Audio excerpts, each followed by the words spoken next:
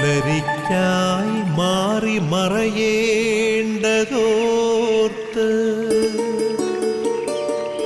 ചന്ദ്രനക്ഷത്രാദികൾ വിതുമ്പുമ്പോൾ മാറ്റമില്ലാതെങ്ങും വിരാജിക്കും ദൈവമേ, അങ്ങയെ വാഴ്ത്തുന്നു ഞങ്ങൾ. ഉദിച്ചെങ്ങും പ്രഭതൂകും പാരിലെ സൂര്യരശ്മിയേക്കാൾ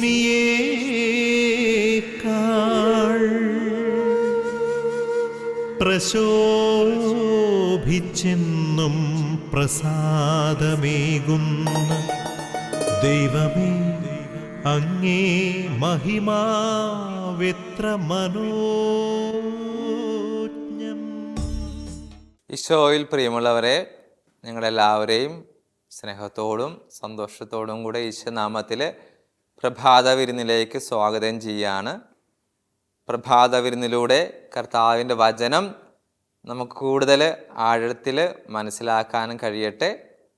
എല്ലാവർക്കും നല്ലൊരു ദിവസം ആശംസിക്കുകയാണ്.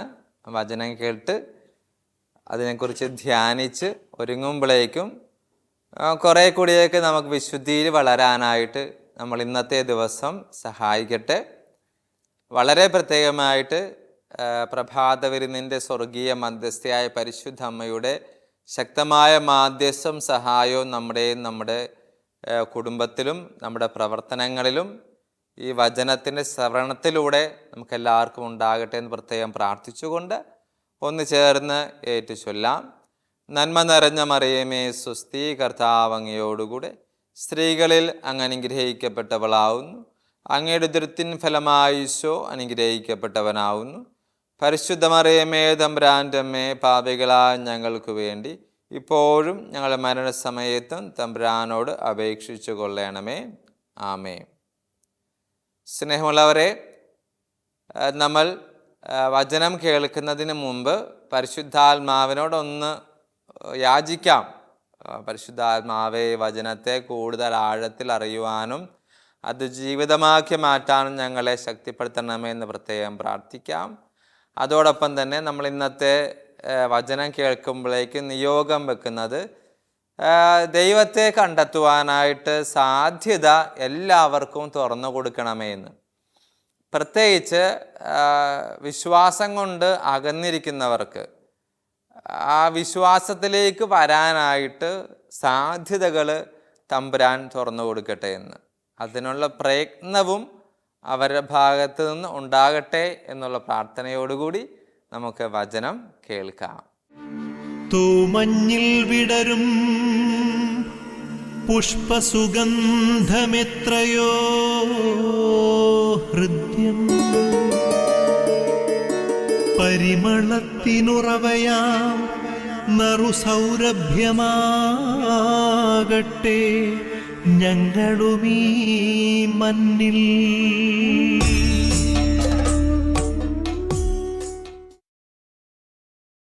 പ്രിയമുള്ളവരെ, നമ്മൾ ഇന്ന് തിരഞ്ഞെടുത്തിരിക്കുന്ന വചനഭാഗം മർക്കോസിൻ്റെ സുവിശേഷം 10-ാം അധ്യായത്തിൻ്റെ 47 മുതൽ 52 വരെയുള്ള വാക്യങ്ങളാണ്. വചനം ഇങ്ങനെയാണ്: നസ്രായനായ യേശുവാണ് പോകുന്നതെന്നറിഞ്ഞപ്പോൾ അവൻ ഉച്ചത്തിൽ വിളിച്ചു പറഞ്ഞു, ദാവീദിൻ്റെ പുത്രനായ യേശുവേ, എന്നിൽ കനിയണമേ. നിശബ്ദനായിരിക്കുവാൻ പറഞ്ഞുകൊണ്ട് പലരും അവനെ ശകാരിച്ചു. എന്നാൽ അവൻ കൂടുതൽ ഉച്ചത്തിൽ വിളിച്ചു പറഞ്ഞു, ദാവീദിൻ്റെ പുത്ര, എന്നിൽ കനിയണമേ. യേശു പെട്ടെന്ന് നിന്നിട്ട് പറഞ്ഞു, അവനെ വിളിക്കുക. അവർ അന്ധനെ വിളിച്ച് അവനോട് പറഞ്ഞു, ധൈര്യമായിരിക്കൂ, എഴുന്നേൽക്കുക, യേശു നിന്നെ വിളിക്കുന്നു. അവർ പുറങ്കുപ്പായം ദൂരെ എറിഞ്ഞ് കുതിച്ചു ചാടി യേശുവിൻ്റെ അടുത്തെത്തി. യേശു ചോദിച്ചു, ഞാൻ നിനക്ക് വേണ്ടി എന്ത് ചെയ്യണമെന്നാണ് നീ ആഗ്രഹിക്കുന്നത്? അന്ധൻ അവനോട് പറഞ്ഞു, ഗുരോ, എനിക്ക് കാഴ്ച വീണ്ടും കിട്ടണം. യേശു പറഞ്ഞു, നീ പോയിക്കൊള്ളുക, നിന്റെ വിശ്വാസം നിന്നെ രക്ഷിച്ചിരിക്കുന്നു. തക്ഷണം അവന് കാഴ്ച ലഭിച്ചു. അവൻ യേശുവിനെ അനുഗമിച്ചു. പ്രിയമുള്ള സഹോദരങ്ങളെ, അന്ധനായ ബർത്തിമയൂസിൻ്റെ വചനഭാഗമാണ് നമ്മളിപ്പോൾ കേട്ടത്. ഇത് അച്ഛൻ ഈ ഒരു വചനഭാഗം തിരഞ്ഞെടുക്കാനുള്ള കാരണം, ഒരൊറ്റ കാര്യം ഒരു തവണ എന്തോ കേട്ടത് കൊണ്ടാണെന്ന് കരുതുകയാണ്. ദൈവത്തെ കണ്ടെത്തുക എന്നത് എളുപ്പമുള്ള ഒരു കാര്യമല്ല. ദൈവത്തെ കണ്ടെത്തുക, അല്ലെങ്കിൽ നമുക്ക് ഇങ്ങനെയും പറയാം, ദൈവത്തെ അനുഭവിച്ചറിയുക, ആസ്വദിച്ചറിയുക എന്നതൊക്കെ അത്ര എളുപ്പമുള്ള കാര്യമല്ല. അതിന് അച്ഛനൊരു ഉദാഹരണം പറയാനായിട്ടുള്ള ഒരു കാര്യമെന്ന് പറയുന്നത്, ഈ തീർച്ചയായിട്ടും ബർത്തിമയൂസിൻ്റെ ഒരു അനുഭവത്തിലേക്ക് നമ്മൾ വരുന്നുണ്ട്. എങ്കിലും അതിനോട് ശരിക്കും ചേർന്ന് നിൽക്കുന്ന ഒരു കാര്യം, ദൈവത്തെ കണ്ടെത്തുക അത്ര എളുപ്പമല്ല, ദൈവ അനുഭവത്തിലേക്ക് വരിക അത്ര എളുപ്പമല്ല എന്ന് പറയാനായിട്ട് ഉള്ള ഒരു ഉദാഹരണം നമ്മൾ വിശുദ്ധ ഗ്രന്ഥത്തിൽ മൗണ്ടെയിൻ, മലകൾ അല്ലെങ്കിൽ മലയുടെ മുകള് എന്നൊക്കെ പറയുന്നത് ദൈവ സാന്നിധ്യമുള്ള ഇടമാണ്. വിശുദ്ധ ഗ്രന്ഥത്തിലെ എല്ലാ മലകളും ദൈവം കുടികൊണ്ടിരുന്ന സ്ഥലമാണ് എന്ന് വിശ്വസിച്ചിരുന്നു. അപ്പം നമ്മളൊന്ന് ലോജിക്കലി, യുക്തിപരമായിട്ടൊന്ന് ചിന്തിക്കുമെങ്കിൽ മലയുടെ മുകളിലേക്ക് കയറുക എന്നത് എളുപ്പമുള്ള കാര്യമല്ല. ഒരു വലിയൊരു 5-10 നിലയുള്ള കെട്ടിടത്തിൽ സ്റ്റെപ്പ് കയറി 10ാമത്തെ നിലയിൽ ചെല്ലുക എന്ന് പറയുന്നത് എളുപ്പമുള്ള കാര്യമല്ല. നമ്മൾ ഇപ്പോൾ തപസ് കാലമൊക്കെ കഴിഞ്ഞിരിക്കുന്ന സമയമാണ്. മലയാറ്റൊരു മല കയറുക എന്നത് എളുപ്പമുള്ള കാര്യമല്ല. അതിന് നമ്മൾ സ്ട്രെയിൻ എടുക്കണം. അതിൻ്റെതായ ശാരീരിക ക്ഷമത നമുക്ക് വേണം. മുട്ടുകാലും നടുവൊക്കെ ഓക്കെ ആയിരിക്കണം, അല്ലെങ്കിൽ നമ്മൾ പാടുവിട്ടു പോകും. അപ്പോൾ അച്ഛൻ പറഞ്ഞു വരുന്നത്, വിശുദ്ധ ഗ്രന്ഥത്തിൽ പഴയ നിയമത്തിലായിക്കോട്ടെ പുതിയ നിയമത്തിലായിക്കോട്ടെ മല എന്നത് ദൈവം കുടികൊള്ളുന്ന ദൈവ സാന്നിധ്യമുള്ള ഇടമാണ്. പക്ഷേ അവിടേക്ക് കയറുക എന്നത് അത്ര എളുപ്പമുള്ള കാര്യമല്ല. ദൈവത്തെ അനുഭവിക്കാനായിട്ട് മലയുടെ മുകളിൽ കയറുക എന്നത് അത്ര എളുപ്പമുള്ള കാര്യമല്ല. അതിന് വളരെ രസകരമായിട്ടുള്ള, വളരെ നമുക്ക് എടുത്തു കാണിക്കാൻ പറ്റിയ 2-3 ഉദാഹരണങ്ങൾ പറയുകയാണ്. സീനായി മലയിൽ വെച്ചല്ലേ മോശയ്ക്ക് ദൈവം 10 കൽപ്പന കൊടുത്തത്. മലയുടെ മുകളിൽ ദൈവത്തിൻ്റെ സാന്നിധ്യമുണ്ട്. രണ്ടാമത്തേത് മോറിയ മല. അബ്രഹാം തൻ്റെ മകനെ ബലിയർപ്പിക്കാനായിട്ട് പോയപ്പോഴേക്കും അവിടെ വെച്ച് ദൈവത്തിൻ്റെ ഇടപെടൽ മലയിൽ വെച്ചുണ്ടായി. മല ദൈവം ഇടപെടുന്ന സ്ഥലം. മൂന്നാമത്തേത് ഏലിയ പ്രവാചകന്റെ അനുഭവം കാർമൽ മലയിൽ വെച്ച് ദൈവവുമായിട്ട് ഇടപെടുന്ന ഒരവസരമുണ്ട്. ഏലിയ പ്രവാചകൻ ഹൊറേബിൽ ചെന്നിട്ട് ദൈവത്തിന് ആ മലയിൽ ചെന്നിട്ട് ബലിയർപ്പിക്കുന്നുണ്ട്. ദൈവ സാന്നിധ്യം കുടികൊള്ളുന്നുണ്ട്. യേശുനാഥൻ താബോർ മലയിൽ വെച്ച് രൂപാന്തരീകരണത്തിലേക്ക് വരികയും സ്വർഗം തുറക്കപ്പെടുകയും പ്രവാചകന്മാർ വരികയും പിതാവായ ദൈവത്തിൻ്റെ ശബ്ദം കേൾക്കുകയും ചെയ്തു. അപ്പോൾ വിശുദ്ധരത് ഇനിയുണ്ട് മലകള്. ബൈബിളിൽ മൊത്തം 500 തവണയിലധികം പലതരത്തിലുള്ള ചെറുതും വലുതുമായ മലകളെക്കുറിച്ചും ദൈവം ഇറങ്ങി വരുന്ന ഇടമാണെന്നും ദൈവ സാന്നിധ്യമുള്ള ഇടമാണെന്നും നമ്മൾ കാണുന്നുണ്ട്. നമ്മൾ പുതിയ നിയമം വായിക്കുമ്പോഴേക്കും ഈശോനാഥൻ സന്ധ്യാസമയങ്ങളിൽ മലയുടെ മുകളിലേക്ക് പോയെന്നും രാത്രി കാലങ്ങളിൽ അവിടെ ചെലവഴിച്ചെന്നും രാവിലെ ഇറങ്ങി വരുന്നുവെന്നും നമ്മൾ വായിക്കുമ്പോഴേക്കും ഇടയ്ക്ക് ചിന്തിച്ചു പോവും, ഈശോയ്ക്ക് രാത്രി എന്തായിരുന്നു മലയിൽ പരിപാടി? അവിടെ പിതാവായ ദൈവവുമായിട്ടുള്ള സംസാരം, അടുത്ത ദിവസത്തെ പ്രവർത്തനങ്ങൾക്ക് വേണ്ടിയുള്ള ഒരു സ്ക്രിപ്റ്റ് ശരിയാക്കൽ, ഇതൊക്കെ ആയിരുന്നു മുകളിലെ പരിപാടി. അപ്പോൾ മലയുടെ മുകളിലേക്ക് കയറി അവിടെ ദൈവത്തെ അനുഭവിക്കുന്ന പുത്രൻ തമ്പുരാൻ. പ്രിയമുള്ള സഹോദരങ്ങളെ, മലയിൽ കയറുക, ദൈവത്തെ അനുഭവിക്കുക എളുപ്പമല്ല.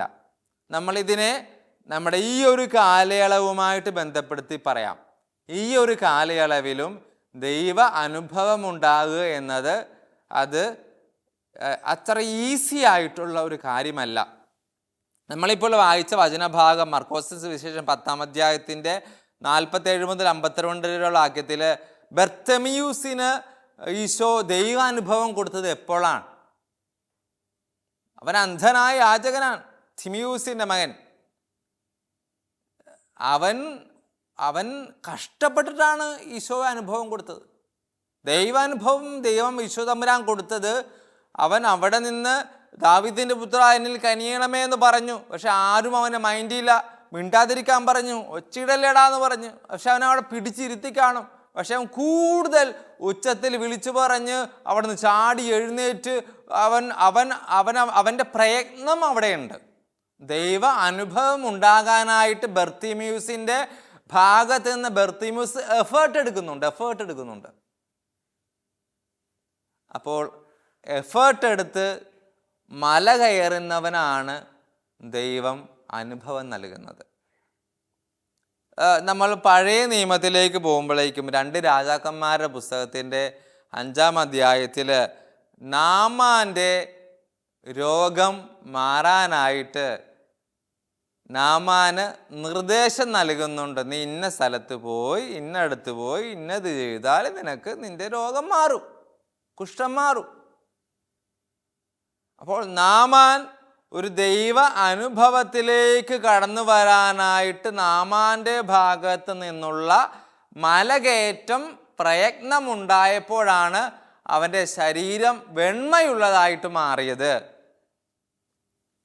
പ്രിയമുള്ള സഹോദരങ്ങളെ, ഇന്ന് അച്ഛൻ പറഞ്ഞു വെക്കുന്ന ഒരേ ഒരു കാര്യം, ദൈവ അനുഭവം നമുക്കുണ്ടാകണമെന്നുണ്ടെങ്കിൽ നമ്മൾ ഇത്തിരി എഫേർട്ട്, ഇത്തിരി പരിശ്രമം, ഇത്തിരി ത്യാഗം നമ്മളെടുത്താൽ മാത്രമേ ദൈവത്തിൻ്റെ അനുഭവം എനിക്ക് അനുഭവിക്കാനായിട്ട് സാധിക്കുകയുള്ളൂ. അല്ലെങ്കിൽ ദൈവത്തിൻ്റെ പ്രവർത്തനം എന്നിൽ മനസ്സിലാക്കിയെടുക്കാനായിട്ട് എനിക്ക് സാധിക്കുകയുള്ളൂ. അപ്പോൾ ഈ പറഞ്ഞ മല കയറുക എന്നത് എളുപ്പമുള്ള കാര്യമല്ല. നേരത്തെ പറഞ്ഞില്ലേ, നമ്മളൊരു 10ാമത്തെ നിലയിൽ കയറണം. പക്ഷേ നമ്മൾ ആയാസപ്പെട്ട് ലിഫ്റ്റില്ല എന്ന് വെച്ചേക്കുക. നിങ്ങൾ 10 നിലയിൽ സ്റ്റെപ്പ് കയറി അവിടെ ചെല്ലുമ്പോഴേക്കും നമ്മൾ അനുഭവിക്കുന്ന ഒരു സാറ്റിസ്ഫാക്ഷൻ ഉണ്ട്, ഒരു സന്തോഷമുണ്ടല്ലേ. നമ്മൾ മേളിൽ ചെന്ന് കഴിഞ്ഞിട്ട് മേളിൽ ചെന്നതിൻ്റെ സന്തോഷത്തെക്കുറിച്ചേ നമ്മൾ ചിന്തിക്കുകയുള്ളൂ. ഈ 10 നിലയും സ്റ്റെപ്പ് കയറിയതിനെക്കുറിച്ച് നമ്മൾ ധ്യാനിക്കില്ല. മേളിൽ ചെന്ന് കഴിഞ്ഞാൽ ചെന്നതിൻ്റെ സന്തോഷത്തെക്കുറിച്ച് നമ്മൾ വല്ലാതെ ഓർമ്മിക്കും, അതിനെക്കുറിച്ച് നന്ദി പറയും. അതേപോലെ തന്നെ പ്രിയമുള്ള, ഇന്ന് നമ്മൾ ഈ വചനം വായിക്കുമ്പോഴേക്കും നമുക്ക് ചിന്തിക്കാം, ധ്യാനിക്കാം, പ്രാർത്ഥിക്കാം, ഈശോയെ ദൈവാനുഭവം ഞങ്ങൾക്കും തരയണമേ എന്ന്.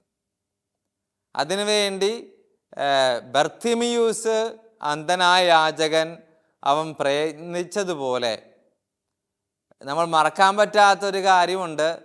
ലൂക്കാസ് വിശേഷത്തിൻ്റെ 19-ാം അധ്യായത്തിലെ സഖ്യൂസ് എന്ന് പറഞ്ഞൊരു കഥാപാത്രം ദൈവ അനുഭവത്തിന് വേണ്ടി വലിയ പദ്ധതിയിട്ട് പ്ലാൻ ചെയ്ത് റൂട്ട് മാപ്പ് വരച്ച് പുറകെ പോയി മുൻപേ പോയി മരത്തിൽ കയറിയിരുന്ന് ദൈവത്തിൻ്റെ അനുഭവം പിടിച്ചു വാങ്ങിയ എഫേർട്ട് എടുത്ത ഒരു കഥാപാത്രമാണ് സഖ്യൂസ്. നാമാനുണ്ടായ അനുഭവം. പ്രയത്നിക്കണം കർത്താവിൻ്റെ അനുഭവം ഉണ്ടാകാനായിട്ട്. നമുക്ക് ഒന്ന് ചേർന്ന് പ്രാർത്ഥിക്കാം. ആബാ പിതാവേ, സ്നേഹാഗ്നിയാൽ ജ്വലിക്കട്ടെ മക്കളാ ഞങ്ങളെല്ലാം.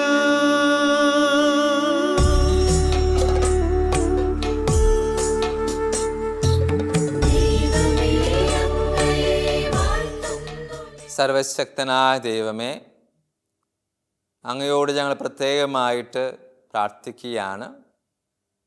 ഞങ്ങൾ ഇന്ന് വചനത്തിൽ കേട്ടതുപോലെ ദൈവ അനുഭവം ഞങ്ങൾക്കെല്ലാവർക്കും അങ്ങ് സമ്മാനിക്കണമേ. പ്രത്യേകിച്ച് പരിശുദ്ധ അമ്മയുടെയും വിശുദ്ധ ഔസേപ്പിതാവിൻ്റെയും എല്ലാ വിശുദ്ധന്മാരുടെയും മാധ്യസ്ഥം ഞങ്ങൾ അപേക്ഷിക്കുകയാണ്. ഞങ്ങളുടെ നാമത്തിലുള്ള വിശുദ്ധൻ, വിശുദ്ധ, ഞങ്ങളുടെ ഇടവകയുടെ മധ്യസ്ഥ, മാലാഖമാർ, ഇവരെല്ലാവരുടെയും സഹായവും മാധ്യസ്ഥവും ഞങ്ങളുടെ മേലുണ്ടാകട്ടെ. ഞങ്ങൾക്കെല്ലാവർക്കും ദൈവ അനുഭവം ഉണ്ടാകട്ടെ. പ്രത്യേകിച്ച് ഞങ്ങളുടെ വേദനകളിൽ, ഞങ്ങളുടെ സങ്കടങ്ങളിൽ, ഞങ്ങളുടെ രോഗങ്ങളിൽ, ഞങ്ങളുടെ പല വിധത്തിലുള്ള ജീവിതത്തിലെ തടസ്സങ്ങളിൽ സമാധാനമില്ലാതെ കഴിയുന്ന കുടുംബങ്ങൾ, പല വിധത്തിലുള്ള രോഗങ്ങളിലൂടെ കടന്നു പോകുന്ന കുടുംബങ്ങൾ, ക്യാൻസർ പോലെയുള്ള മാരക രോഗങ്ങൾ, അതുപോലെ കിഡ്നി പേഷ്യൻ്റ്, ഡയാലിസിസ് ഒക്കെ ചെയ്യുന്നവർ, ഒരു കുഞ്ഞിന് വേണ്ടി, വിവാഹത്തിന് വേണ്ടി, ഒരു ഭവനത്തിന് വേണ്ടി, നല്ലൊരു കുടുംബജീവിതത്തിന് വേണ്ടി ഒക്കെ ആഗ്രഹിക്കുന്നവർ, കർത്താവായ യേശുവേ, അങ്ങയുടെ പരിശുദ്ധാത്മാവിൻ്റെ വലിയ കൃപയും സംരക്ഷണവും ഈ ഒരു പ്രഭാത വിരുന്നിലൂടെ, പ്രാർത്ഥനാ ശുശ്രൂഷയിലൂടെ അങ്ങ് അവർക്ക് സമർത്ഥമായിട്ട് നൽകണമേ എന്ന് ഒന്ന് ഉള്ളിൻ്റെ ഉള്ളിൽ ശക്തമായിട്ടൊന്ന് പ്രാർത്ഥിച്ചുകൊണ്ട് ഹല്ലേലൂയ, ഹല്ലേലൂയ, ഹല്ലേലൂയ, ഹല്ലേലൂയ. ഈശോയെ, അങ്ങയുടെ വലിയ കൃപയും സമാധാനവും സന്തോഷവും ഇവർക്കെല്ലാവർക്കും ശക്തമായിട്ട് അനുഭവിച്ചറിയാനുള്ള കൃപ ഇവർക്കെല്ലാവർക്കും നൽകണമേ. Hallelujah, hallelujah, hallelujah, hallelujah. കർത്താവായ ക്രിസ്തു വഴി ഞങ്ങൾ സമർപ്പിക്കുന്ന പ്രാർത്ഥന അങ്ങ് കേട്ടുരളയണമേ. ആമേൻ.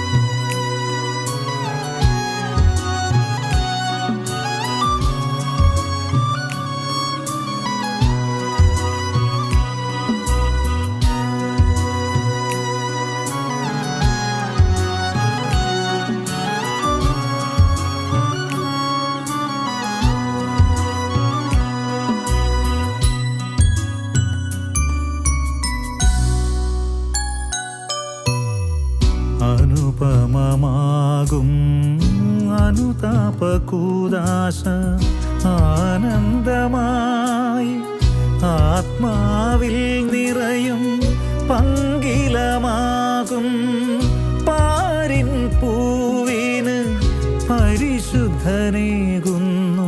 പരിമളം വീണ്ടും. അനുപമമാകും അനുതാപകൂദാശ ആനന്ദമായി ആത്മാവിൽ നിറയും പങ്കിലമാകും പാരിൻ പൂവിന് പരിശുദ്ധനേകുന്നു പരിമളം വീണ്ടും. അനുപമമാകും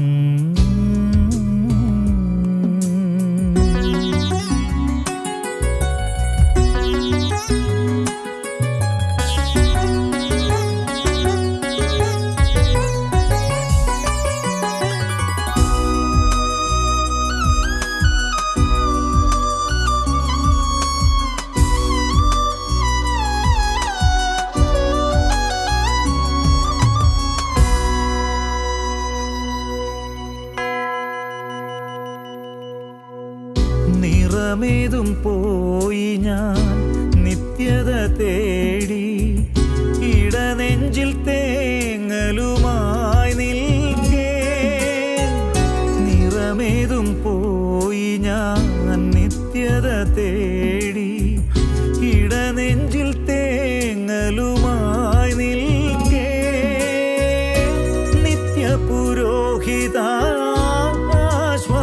തീരമായി തീർന്നിടുമീ കൂദാശയിൽ നീ ചേർക്കണേ നിന്ദയാവായ്പിലെന്നെ.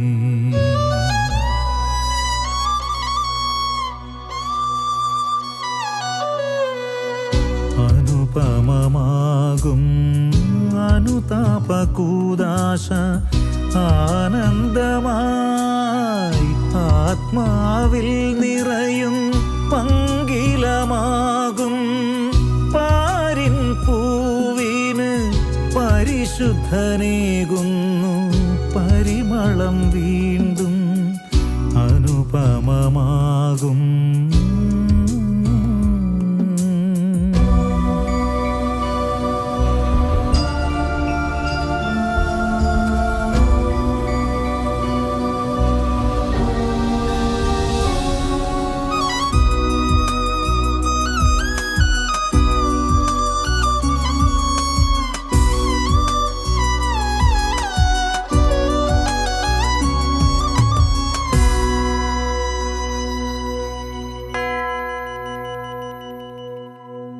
പകലിൻ നടുവിലും പാതിരായിരുൾ പോൽ പാപങ്ങളും എന്നും ബരവും. പകലിൻ നടുവിലും പാതിരായിരുൾ പോൽ പാപങ്ങളും എന്നും ബരവും. സോദരരോടും നിന്നോടുമെന്നുമേ ചൊല്ലുന്നൊരു വേള ഇത് വീടണയുന്നൊരു സുഖമാണിത്.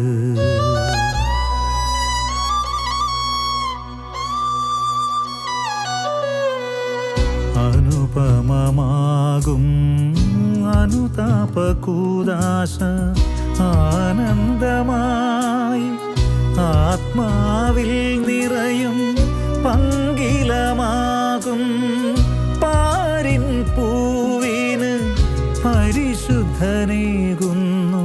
പരിമളം വീണ്ടും അനുപമമാകും അനുതാപകൂദാശ ആനന്ദമായി ആത്മാവിൽ നിറയും പങ്കിലമാകും പാരിൻ പൂവിന് പരിശുദ്ധനേകുന്നു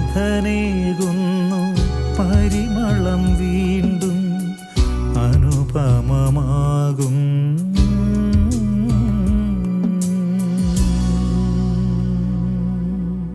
പ്രിയമുള്ളവരെ, നമുക്ക് കർത്താവിൻ്റെ ആശീർവാദം സ്വീകരിക്കാം. പരിശുദ്ധ പിതാവിനുള്ള കാർഡിനാൾമാരോടും മെത്രാന്മാരോടും വൈദികർ, സന്യാസികൾ, അൽമായർ എല്ലാവരോടും ചേർന്ന് കർത്താവിൻ്റെ ആശീർവാദം നമുക്ക് നമ്മുടെ ശിരസ് നമിച്ചുകൊണ്ട് സ്വീകരിക്കാം. കർത്താവ് നിങ്ങളോടുകൂടെ, അങ്ങേ ആത്മാവോടും കൂടെ. സർവശക്തനായ ദൈവം പിതാവും പുത്രനും പരിശുദ്ധാത്മാവും നിങ്ങളെ അനുഗ്രഹിക്കുമാറാകട്ടെ.